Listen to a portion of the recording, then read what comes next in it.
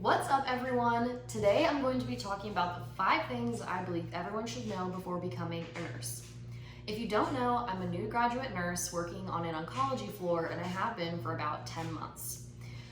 It's been a lot to learn, but extremely interesting and fulfilling, and I've also learned a lot of things that I wish I had known before I started nursing. But without further ado, here are the 5 things I think everyone should know. The first thing you should know about before becoming a registered nurse are the hours. Inpatient bedside nurses typically work 3 12-hour shifts. These shifts can be from about 7 to 7, a.m. to p.m. or p.m. to a.m.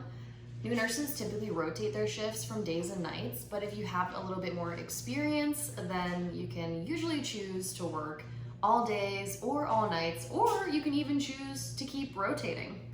These shifts can be long and grueling and heavy on your body, so it's really important that when you're working this amount of hours, you dress properly. You want to wear really supportive shoes. You might even want to wear compression socks. You want to wear a comfortable bra or sports bra, and you want to have your hair up. Not everyone wears their hair up, but I wear my hair up. I do not know how I would do anything with my hair falling forward all over my face all the time. Another thing you want to know about the hours for nursing is that some units may allow you to self-schedule. This has been the most amazing part about being a nurse, is the ability to choose your schedule to a certain degree. On my unit, we self-schedule, so that means every 6 weeks we go in and we fill out our work calendar of all the shifts that we want to work. Then one of our CM4s will go through and either approve or deny the schedules that we chose. If you're lucky, like I am, my unit scheduler is really great about giving people the shifts that they want, but of course, if we're short, then she will have to deny a shift that we request and put us on a different shift if needed. The freedom that comes with self-scheduling is honestly amazing because it allows me to take a good chunk of days off without having to sacrifice working my full amount of hours. So for example, one week I could work Sunday, Monday, Tuesday, and then not work until Thursday, Friday, Saturday of the next week. So I'm still working my full amount of hours. I'm not using any PTO, I'm not using vacation, and yet I just got 8 days off. Being able to do this is amazing, and I wish I would have known this before starting my nursing job because it would have allowed me to plan a few more vacations. The second thing that I think everyone should know about becoming a nurse is time management. Now, time management is one of the biggest hurdles working at the bedside, and I'm not just talking about time management with giving your meds on time and making sure you do things when they're due. Obviously, you're gonna need to do that, but what I'm really talking about is time management for yourself. So in your 12-hour shift, in my hospital and state, I believe, we're required to have a 30-minute lunch break where we clock out, and then we're also allotted 2 15-minute breaks. Because nursing is so autonomous, we have to learn how to manage our time to be able to take these breaks. Sometimes you don't end up taking them when you want to. It's really important to learn how to get all your things done, get your meds done, get your assessments, charting done, and do that in a safe amount of time where you can take that 15-minute break around, maybe 10 or 11 in the morning, and then take your lunch around 1 o'clock, and then, go get coffee around 3. It's been an adjustment learning how to do this because, like I said, it is very autonomous and there's not a supervisor going around and saying, hey, it's your turn to go to lunch, hey, it's your turn to go to lunch.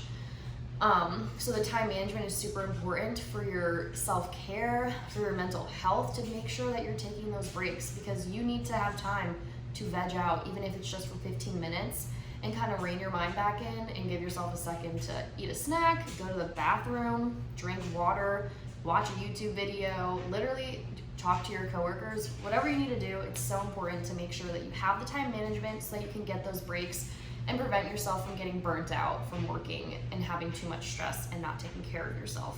Now, the third thing I want to talk about that I wish I had known before becoming a registered nurse is a little bit sad, but I think it's worth mentioning: death. Depending on your unit, you may or may not experience the death of a patient, and you may or may not have to perform post-mortem care or be there for the end of someone's life. This has been kind of difficult for me because I've never encountered death in my personal life. I mean, my grandma died when I was a lot younger, and that was my first and at the time only experience with death. The first patient that I had to perform post-mortem care with. It was very difficult for me. I cried. I had a really hard time.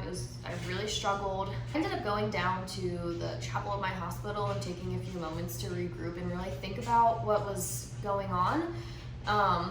It's really an honor to be there for the end of another person's life and to take care of them and with that dignity and grace, but it can also ignite some personal feelings and struggles that you may not have even thought about before.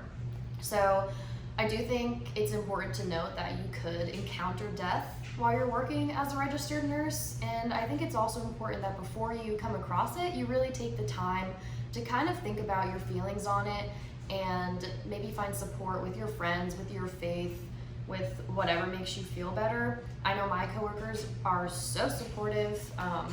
My preceptor actually came with me to the chapel to have a few moments after we did postmortem care. So it's really important to figure out ways for you to cope healthily and to be able to get you through that in case you ever come across it. The fourth thing you should know before becoming a nurse is that nursing school was not playing when they said we needed to know critical thinking. As a new grad, this is something that has been so cool for me to learn. I'm about on month 10 and I finally feel like my critical thinking skills have really started to solidify, especially around month 8. The first few weeks and months of being a nurse are literally just like being a nurse and learning how to navigate that. I feel like you really rely on your preceptor to critical think for you while you figure out where do things belong in the unit. How do I give meds? How do I talk to my patients? How do I become confident in talking to the doctors? And these are all just kind of regular day-to-day tasks. And while you're navigating all of those, your preceptor is really the one that takes the reins and, does the main job of critical thinking and assessing with your patient. And of course you're doing that too, but first you kind of need to just get a grip on how to be a nurse. But one thing that I wish I had known is that I wasn't gonna know how to critically think amazingly immediately. It is not that easy. In nursing school, they can teach you and ask you all these questions and give you critical thinking questions, but it is nothing like real life. I will say though that with time, obviously you learn this skill and it is a skill and it is learnable. I've noticed that I've become a lot better with taking a situation with my patient and doing my assessment and thinking, okay, this is what's happening with them, this is what I'm gonna do next. This is what is starting to change, who do I need to call? What do I need to do? Do I need to initiate a rapid response, which is a system in the hospital that gets a bunch of extra providers and other ICU nurses and stuff there to be able to assess because something's not right with the patient.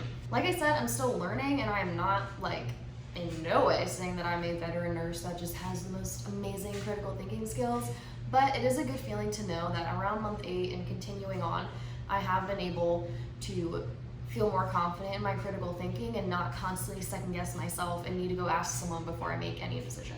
That brings me to my last point, the 5th thing I think everyone should know before becoming a nurse, and that is there are options. Nursing is not just being a bedside nurse. There are so many things that you can do with this degree. You can work on a cruise ship, you can be a legal nurse consultant, you can work inpatient, you can work outpatient, you can do literally so many things. You could work in dermatology and you can give Botox and lip injections, which is crazy. I had no idea that anyone could do this. You can also go back to school and you can get a master's or a doctorate in being a nurse practitioner. You could be a psychiatric nurse practitioner, a mental health nurse, well, I guess that's the same thing. But you can be a psychiatric mental health nurse practitioner. You can be a gerontologic nurse practitioner, family, adult, pediatric. You can specialize in things like oncology. There are so many things that you can do as a nurse. I even discovered the other day that there's a master's degree for healthcare leadership and administration, and I think that's what I want to do. And there's a master's and a doctorate program for it. So there are so many things and so many different pathways you can take with a bachelor's degree in nursing, as well as continuing your education. And I think that is one of the most amazing things about this career. I know that for me, I get bored very easily, and I really like the idea that I can switch up what I'm doing without necessarily having to go back to school. Honestly, I could stay inpatient and maybe I just want to go work with cardiac patients. Maybe I want to go work with kids. I can do any of those things and I don't have to go back to school for it, which is a huge benefit. and also a great way to change things up, broaden your knowledge, and broaden your perspective and skills as a nurse. So that's it, you guys. Those are the 5 things that I think everyone should know before becoming a nurse. I wish that I had known them before starting, but I also have been okay learning them as I go. And of course, you're gonna learn things as you go as well, as you get to know the system and the career and all the things that you can do. Leave a comment down below if you are a nurse or if you're thinking of applying to nursing school. We can talk about what you want to do, or maybe if you're already a nurse, what unit do you work on and what do you think of it? And do you have any plans of going back to school like I do? Make sure to leave a comment, like, and subscribe, and I will see you guys in my next video. Thanks for watching.